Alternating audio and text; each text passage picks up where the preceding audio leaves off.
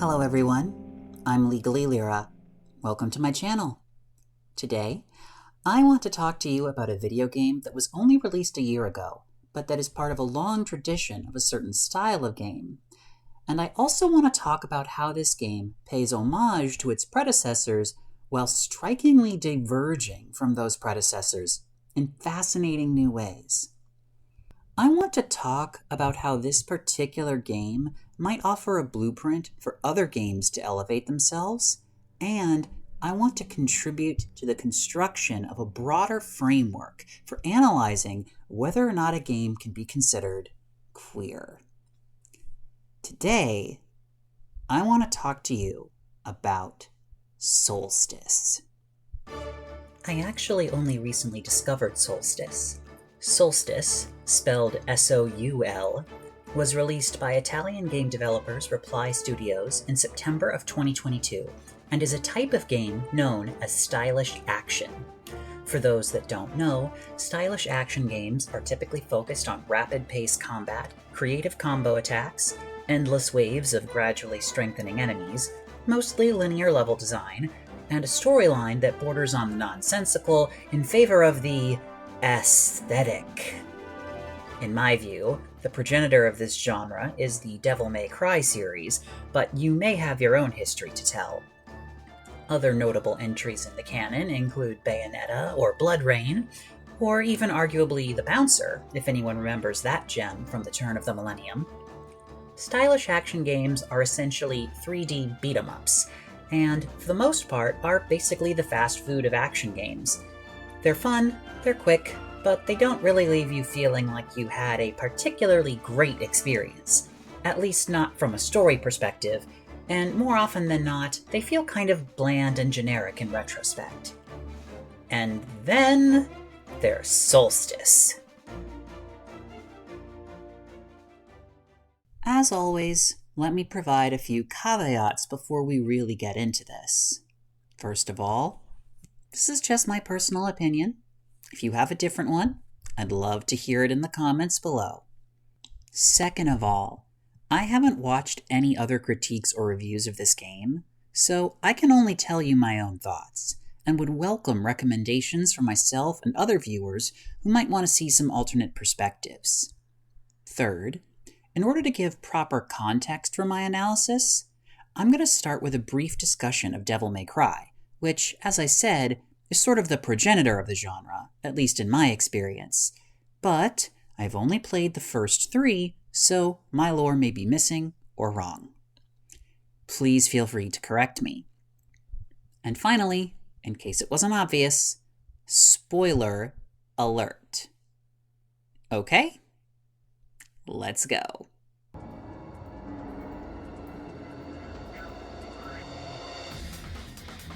When I was a teenager, nothing in the world was cooler than Dante, the protagonist of Devil May Cry.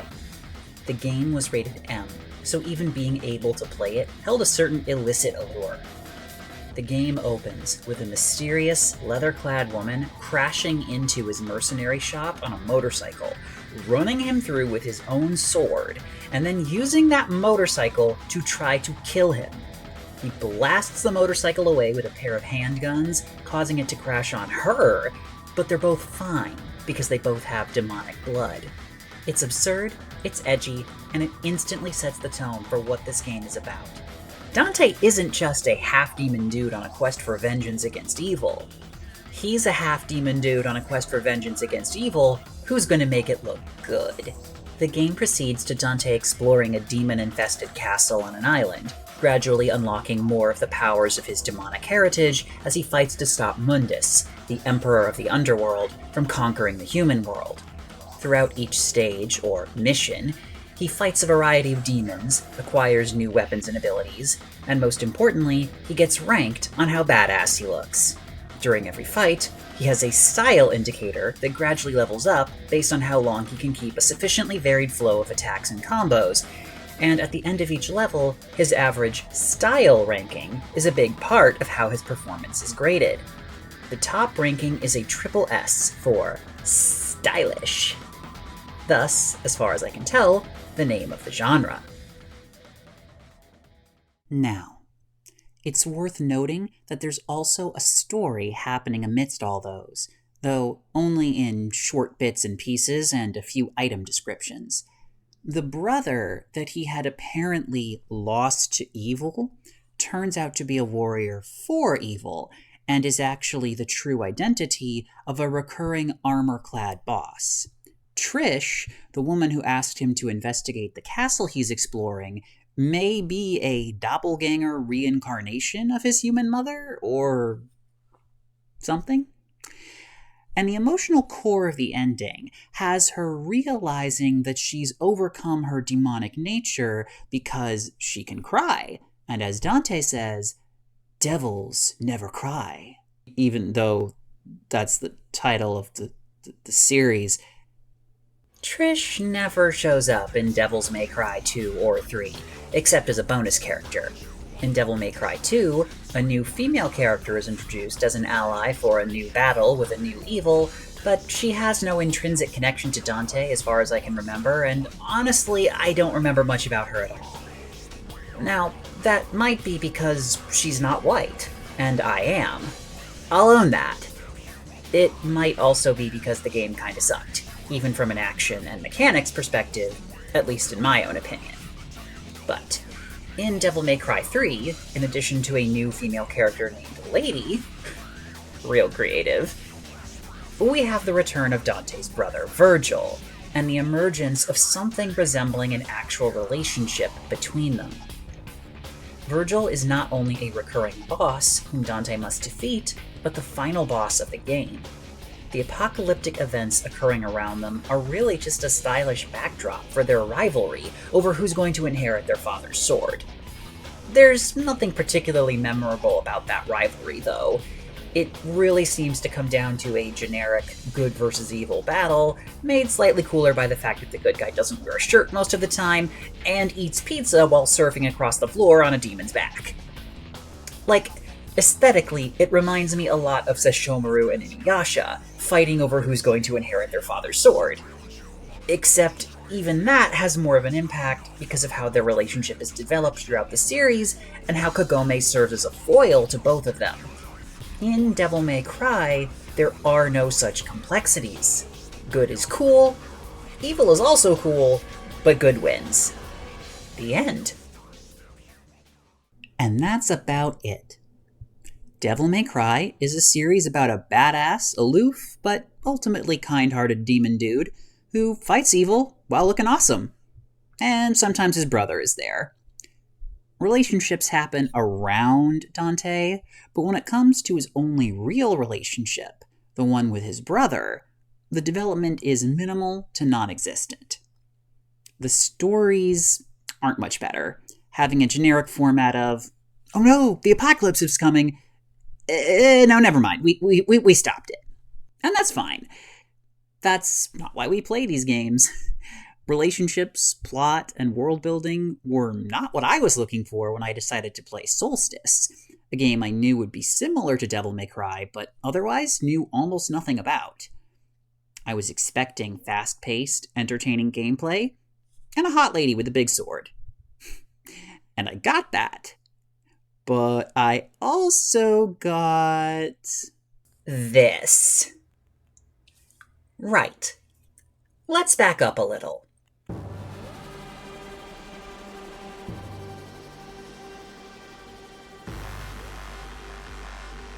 From the beginning, Soulstice pays homage to Devil May Cry, starting with a brief history lesson to give context before a hot, powerful woman crashes through a window in order to break in somewhere.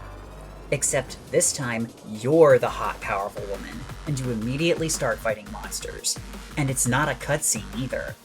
Over a few brief battles, you realize that you're not alone, though, and that the character you're controlling, Briar, is accompanied by someone else. A ghostly, childlike figure who is actively conversing with you and strategizing about how to deal with the threats. Then, just as you reach the height of your power, we snap back to one day earlier. Honestly, it gave me whiplash. I was hooked, immediately invested in these two figures, and desperate to know everything about them. And the game does not disappoint. Briar and Lute are sisters who have been fused together into a single entity called a chimera, forged by the Order of the Ashen Blade into a weapon to fight the forces of chaos. Briar's body was transformed to become more powerful as a knight, while Lute lost hers in order to become a shade, the two of which together form a chimera. Lute can never go far from Briar's side. Briar can never be without Lute. Together, they arrive in a city that has been desolated by an explosion of chaotic energy. But as they fight their way to the heart of the maelstrom, they learn more and more about everything happening both around them and within them. The world and its politics, the reason for this particular explosion, and the truth about the circumstances of their creation. Each new revelation and challenge pushes them closer and closer to the brink of disaster, as chimeras wield the power of chaos, which can corrupt them too. But this isn't just some edgy power-up, it's an existential threat that Lute is constantly trying to protect Briar from, until finally, at the end of the game, they are able to master the power and transcend into a fully fused form without losing their minds, all while averting the apocalypse brewing above the city. Except then, 2 other apocalypses start in 2 other cities, and that's where the game ends. What? In so many ways, Soulstice feels just like any other stylish action game. You gain power-ups through effort and careful play, you get rewarded for maintaining long and interesting combos, you have a linear progression of beat-em-up sequences leading to increasingly epic boss fights, and you even wield the powers of darkness in order to defeat those same powers. But in so many other ways, it absolutely turns the genre on its head. The reasons for the apocalypse are deeply personal, stemming from a betrayal of humanity by the head of the Order of the Ashen Blade, who was actually responsible for Briar and Lute's situation and altered their memories to cover that up. The main protagonist isn't a power fantasy, truly suffering from her condition, but she isn't sexualized either. Mostly, anyway. Game studios will be game studios, I suppose. Still, she's not pretty in a traditional sense. Her hair is wild and unkempt. Her face is scarred and missing an eye. She has an abrasive and off-putting attitude, and she's almost totally covered in heavy armor. Meanwhile, the secondary protagonist is a literal child who, instead of fighting directly, primarily uses spiritual powers to protect her sister. Even the stages are called chapters instead of missions, underscoring that the game has a story to tell. And I could go on about the way the plot and numerous secondary characters seamlessly blend together to develop our familiarity with both the world and the personalities of the main characters. And maybe one day I will. But I want to get to what I think is the most unique element of this game, which is its thematic consistency. Because while on its surface, Soulstice is a game about a badass, jaded, but ultimately empathetic chaos chick who fights evil while looking awesome, at its core, this is a game about something different. This is a game about obsession.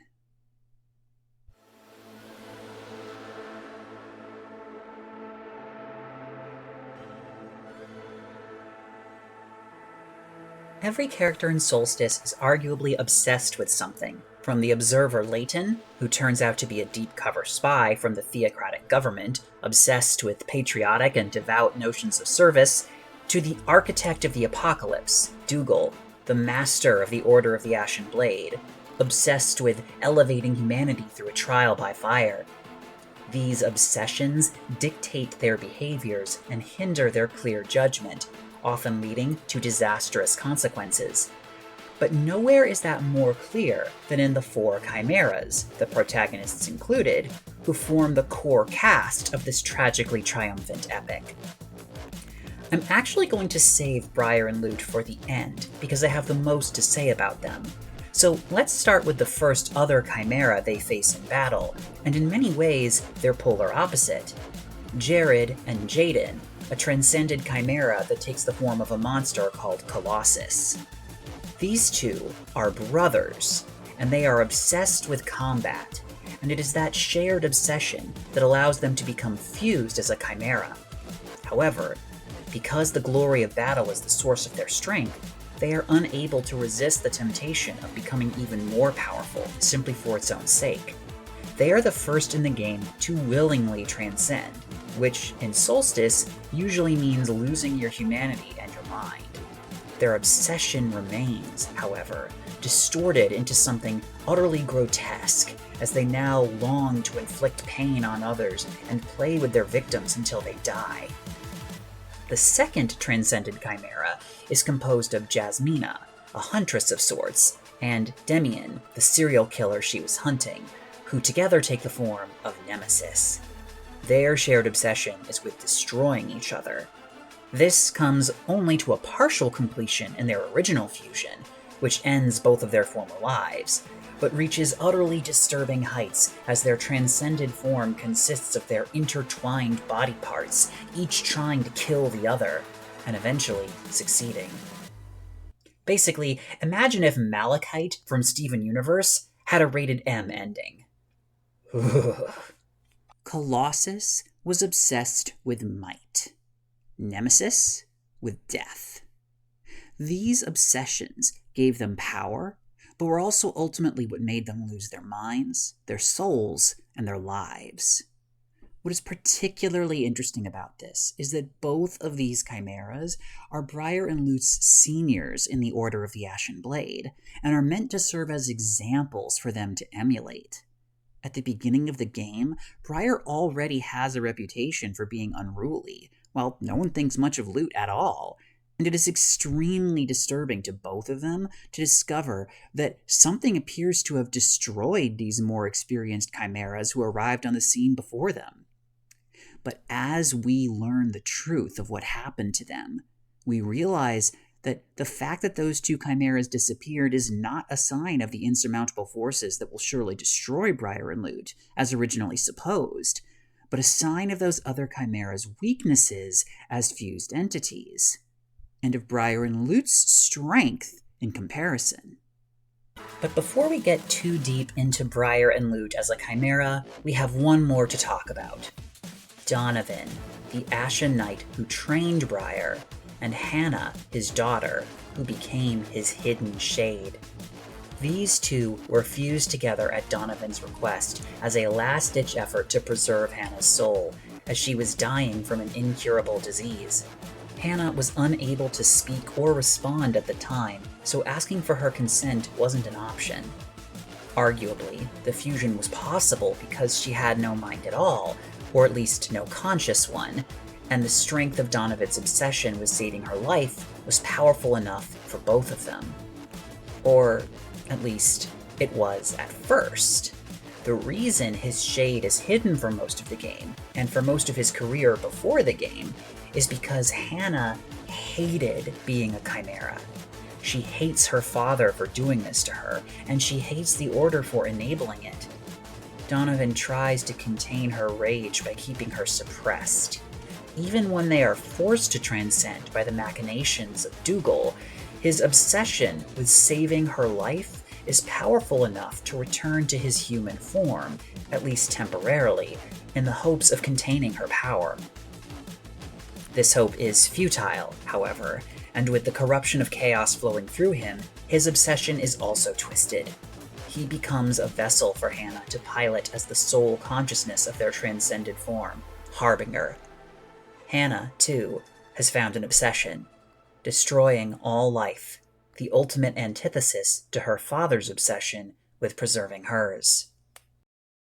What keeps this "I will destroy all living things because of my trauma" trope from being totally cliché is how it serves as a dark mirror to the protagonists.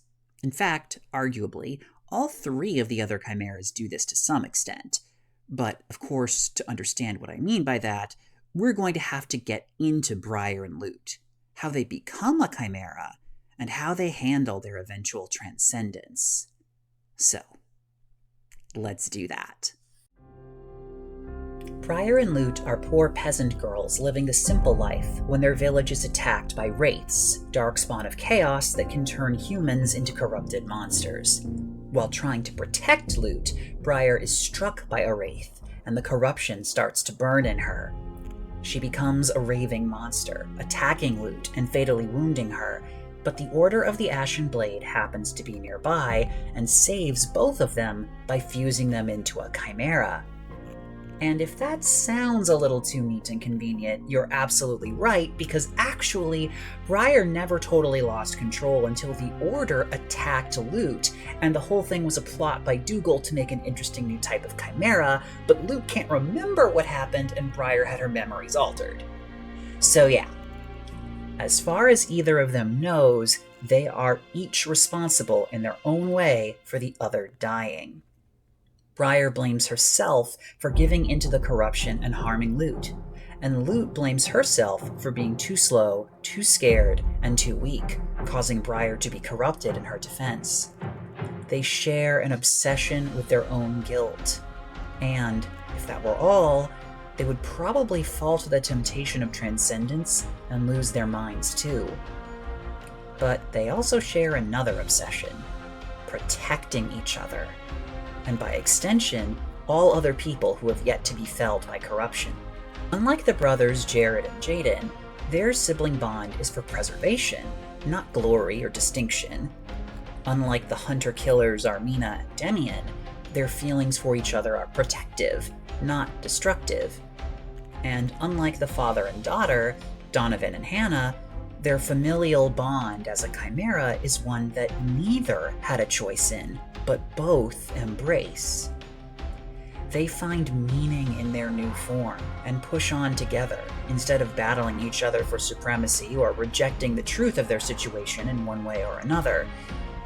It is their obsession with protecting each other that gives them both the strength and the resources to mutually heal from their guilt, their fear, and their shame. And through this, they do what no other chimera has ever managed to do: maintain their sanity and sense of purpose after transcending. Holy cow, that was a lot. Let's take a bigger picture look here. Anyone with experience with literary analysis can turn a badly written piece of fiction into a treasure trove of symbols and themes, so why am I bothering to do that with Soulstice? Is it just because Pretty Sword Girl go brr? Well, it's partially because Pretty Sword Girl go brr, but more than that, or perhaps as an outcropping of that, it's because I find this game to be intensely queer. Okay, I hear you asking, but why is it queer? Well, a brilliant YouTube essayist named Alexander Avila has a video about queerbaiting, and in it, he interrogates the notion that in order to be queer, a piece of media must show same-sex individuals in an explicitly sexual or romantic situation. And I agree with him. In fact, I would go so far as to say that almost any media can be queer, or at least read that way, as long as it features elements that subvert societal expectations in a way that undermines or otherwise avoids traditional cis-hetero tropes, particularly through its relationships. Queer isn't the same thing as gay or lesbian or bi. Queer is odd, often unexpected, and ultimately striving towards joy. Queer resists definition by definition, but can be illuminated by examples. Harold and Maude is queer. Final Fantasy VII, the original, I never played the remake, is queer. And I'm probably going to make some people mad with this one, but Fullmetal Alchemist, wait for it, is queer. And that's actually where we're going to start this section.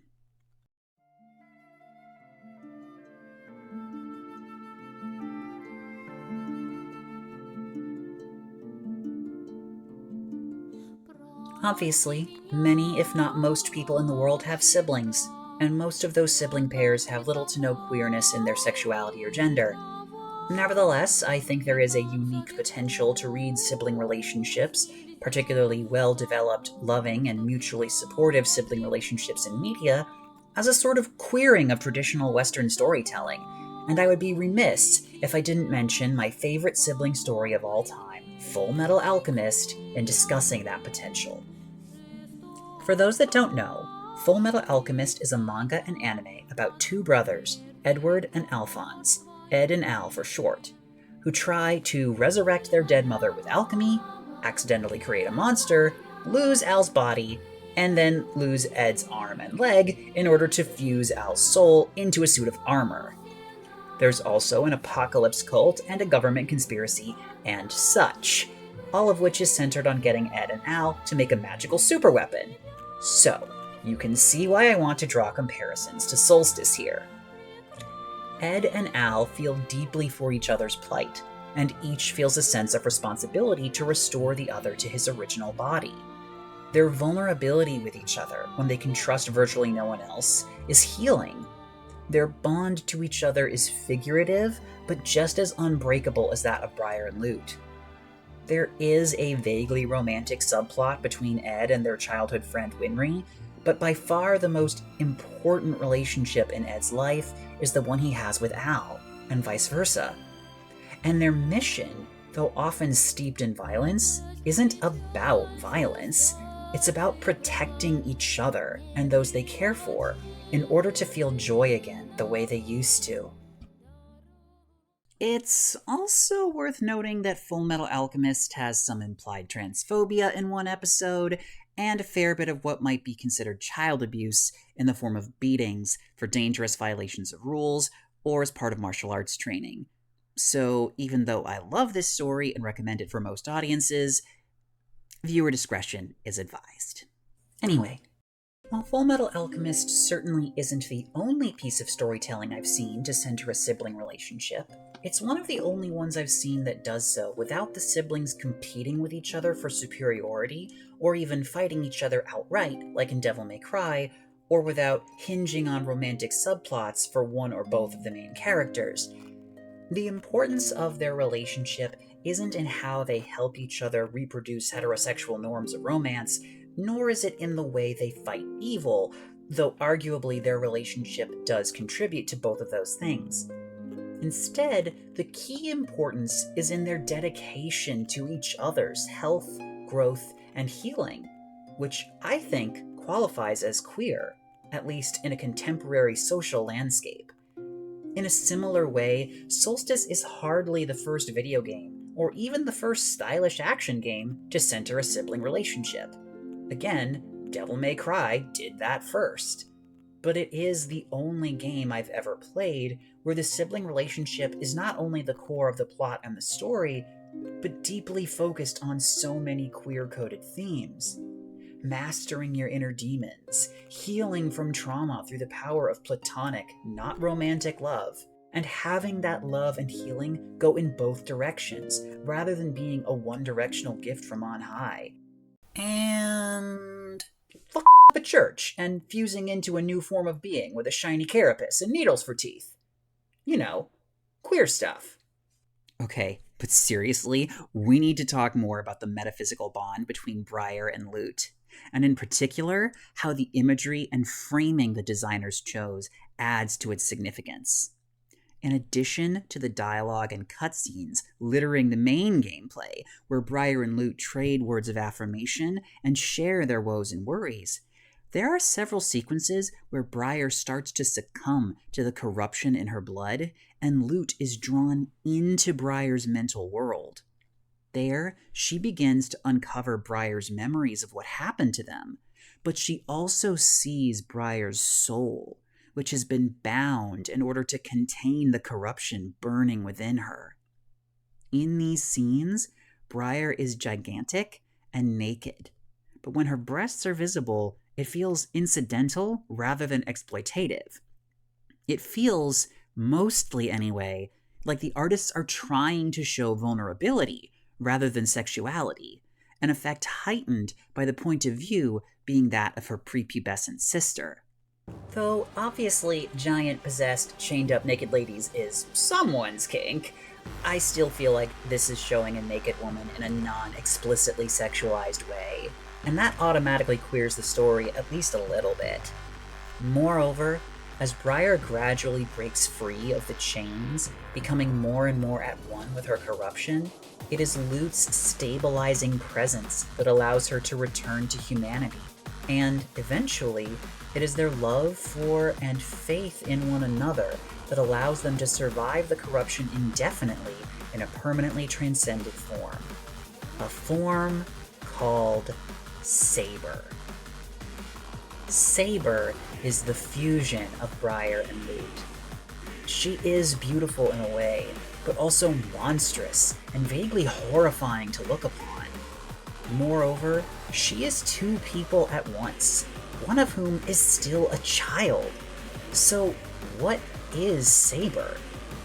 Well, as Garnet from Steven Universe might say, Saber is an experience. An experience of unity between sisters, of clarity of purpose towards protecting the vulnerable by stopping the exploitative and apocalyptically self-serving whims of some rich, probably white guy. Saber is perceived monstrosity as actual healing. She is the potential of salvation in the collective hope-punk defiance of the downtrodden. And while she is certainly not the first monster/person to do this in media, and probably not even video games in general, I think she has to be the first one to do it in a stylish action game, in a way that I hope can inspire other such games to reimagine the way that they write their characters and stories. And all in all, that's why I think Saber and Soulstice are heckin' queer. Thanks so much for watching this video, everyone. I could probably have said a lot more, but this video is already on the long side for me, so maybe we'll save it for a more in-depth analysis another time. Let me know in the comments below what you think I should do next, or just what you thought about this one, and please be sure to like and subscribe. Also, I would be ever so honored if you would consider supporting me on Patreon, or checking out my Amazon author page for some queer and trans sci-fi. Both links are in the description. Until next time, my lovelies, my name is Legally Lyra, and I bid you adieu.